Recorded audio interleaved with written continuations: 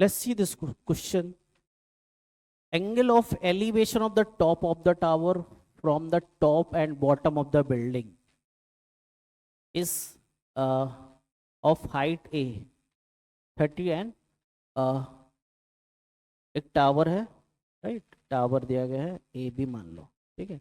एक बिल्डिंग है जिसका हाइट मान लो ए है, राइट, सेम है, सेम लेवल पे ही होगी, बट टावर भी ग्राउंड पे होगा, बिल्डिंग भी ग्राउंड पे ही होगी, ठीक है। तो बेसिकली यहाँ पे क्या होता है कि अगर मैंने किसी भी टावर को किसी हाइट से, अगर मैं बोलूँ कि अगर मैं टॉप से देख रहा हूँ इसको, तो इसको बोलेगा angle of elevation, this theta is elevation, elevation, ठीक है। और मैं अगर मैं इसी पॉइंट को अगर मैं इस पॉइंट से देख रहा होता तो इसको बोलते हैं अपन alpha, which is depression, angle of depression, right. Means top से देखने पे डिप्रेशन आता है बेसिकली, बट इस केस में तो क्या होगा, थीटा और अल्फा बराबर हो जाएगा, राइट, थीटा और अल्फा बराबर हो जाएगा, क्योंकि अपन ने तो बेसिकली अपन को कॉन्सेप्ट देखना है कि हाँ क्या है बेसिकली, राइट। तो जैसे अपन ने क्या देखा कि किसी टॉप बिल्डिंग से देखा तो अपन ने एंगल ऑफ एलिवेशन कितना मिला अपन को, 30 डिग्री, राइट। बोल रहे हैं कि टॉप से देखा तो 30 डिग्री एंड बॉटम से देखा, बॉटम से देखा तो टॉप को ही देख रहे हैं, राइट।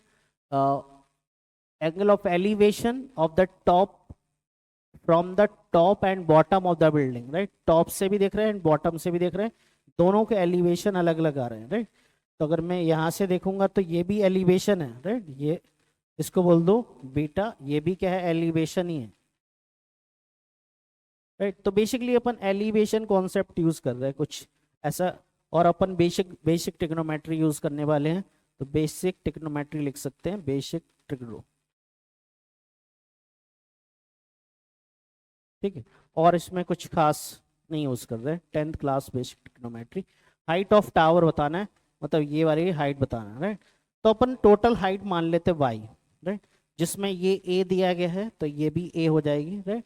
तो ये कितना हो जाएगा, वाई माइनस ए हो जाएगा, राइट। तो अपन सबको नाम दे दिए A B C D, right, E इसको नाम दिए। अब अपन क्या लगाएं, 1045 लगा देते हैं पहले, राइट। तो in triangle C A B, right, क्या होगा 1045 डिग्री, 1045 डिग्री कितना हो जाएगा, परपेंडिकुलर कितना हो गया वाई, बाई बेस कितना हो गया, बेस मान लेते हैं एक्स, राइट। तो एक्स हो गया, तो एक्स बराबर वाई आ गया, राइट। इसका मतलब ये भी वाई है, एक्स और वाई क्या है बराबर, ठीक है। तो अगर मैं 1030 लगा दूं डी बी ई में, triangle D B E, triangle D B E में क्या लगा दो अपन, 1030, 1030 कितना कितना होना चाहिए, 1030, 1030 equal to B E upon या फिर Y minus A divide by X, right, Y minus A divide by X, और एक्स किसके बराबर है बाई, राइट। तो यहाँ से कितना आ गया 1/√3, राइट। तो अपन को निकालना बाई है, राइट, तो क्रॉस मल्टीप्लाई किया, √3 y minus a√3 equal to y, तो यहाँ से बाई कितना आ गया √3 y minus y equal to a√3, यहाँ से मिल गया y equal to a√3 divided by √3 minus 1, right, a√3 upon √3 minus 1, any option,